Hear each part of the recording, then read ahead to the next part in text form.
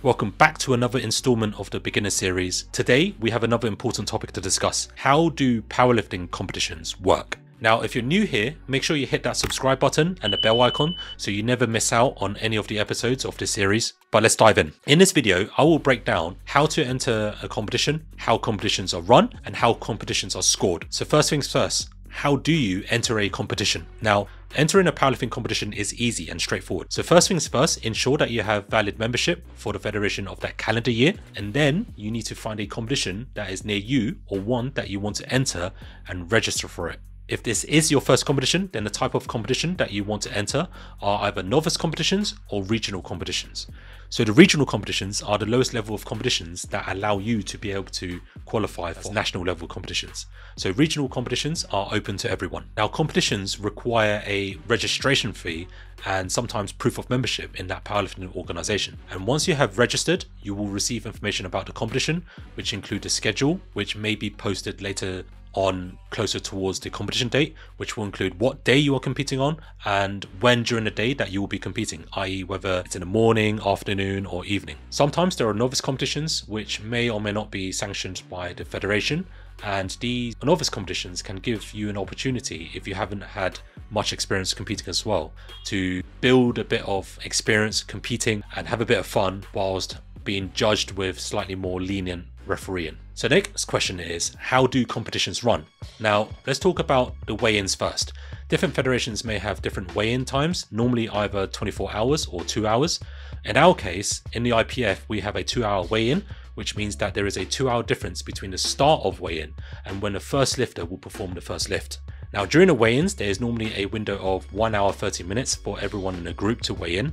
There is normally a printed list of athletes in the order that they will be called out. So do be sure to pay attention to where your name is on that list. Before you get called out for your weigh-in, it is important to make sure that you have the following ready, which is your membership number if they want to double check and verify you. Occasionally they may even ask for ID. Your openers, which are your first attempts that you want to start with for each lift. And one thing to remember is that you do have one opportunity to change your openers if you feel like you need to change it after doing some warm-up sets. But I will be talking more about attempt selections on another video. After your weigh-in, you'll normally be given attempt slips that look like these. With these stack of attempt slips, you will have 3 squat slips, 3 bench press slips, and 5 deadlift slips. So you have 3 slips for the squat and bench press because you have one optional one if you do decide to change your squat or bench press opener, and 2 for your second and third attempts. So you have 5 slips for the deadlifts because 1 is an optional one if you do decide to change your opener, 1 is for your second attempt, and 3 is for your deadlift third attempt. Now in a deadlift, you have the option to change your attempt twice in a third attempt if you need to try and compete and beat other competitors. Now, since this video is for beginners, this isn't important for you at this stage, but stay tuned to check out the next attempt selection video. One thing that's actually useful for you to do earlier on in the weigh-in is for you to actually write down your name and sign all of them, so you don't have to rush with signing and putting your name on it when you hand in your attempt. If you have already weighed in or you are yet to weigh in because you're much later down the line, then you can do some of these other essential things during the weigh-in period. So the first thing that you need to go through is kit check to make sure that your costume and lifting equipment is fully compliant to the federation rules.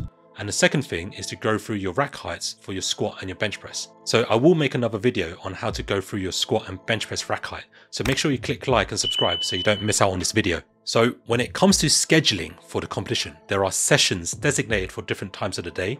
So you may have a morning session, you may have an afternoon session, or even an evening session if it is a long competition.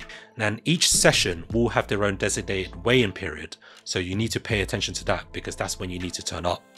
And each of these sessions will be broken down into groups, generally between 2 to 4 groups. And according to the rules, when 10 or more lifters are competing in a session, groups may be formed consisting of approximately equal number of lifters. However, groups must be formed if 15 or more lifters are competing in the same session. Now, a competition can be broken down into the weigh-in and the lift-off. Now, let's move on to an example scenario of how sessions and groups would work. Let's say you have a morning session and an afternoon session. And let's say each session is made up of 2 groups. So let's say for the morning group, we have Group A and Group B. In the morning, everyone in Group A and Group B would do their weigh-ins, they would do their rack heights and kit checks. And then after the weigh-ins, Group A would then warm up for the squat. And so Group A will have 3 minutes before the start of the round if anyone wants to change their openers. And then they would do their first attempt, the second attempt, and the third attempt. And in each attempt round, the order of lifter goes up according to a rising bar. So the order of lifters being called out in each attempt may change depending on what people's attempt selections are. So whilst Group A are performing their squats on the platform, Group B will then be in a warm-up room warming up for their squats.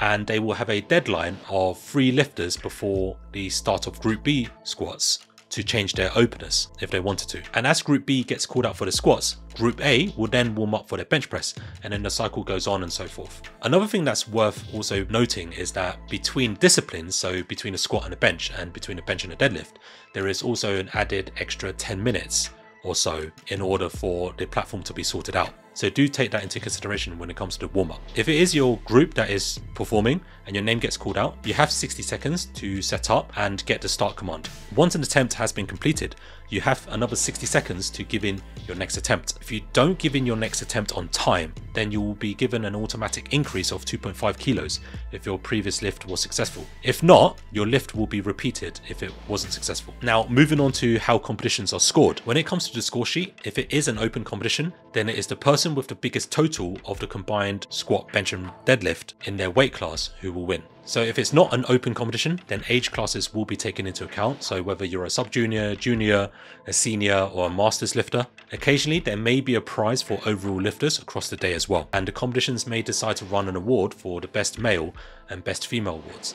And as of this time of this video, the IPF currently uses GL points to pitch lifters across body weights. Now, IPF GL points are normalized in an attempt to represent performance as a percentage of that of an elite lifter with the same body weight. Now, if you do have any other questions about how competitions work, comment on the video below and I will personally reply to them.